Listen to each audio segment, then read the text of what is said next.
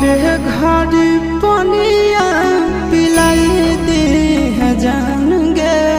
कफन ओढ़ाई दी है टूटत ही जब प्राण गे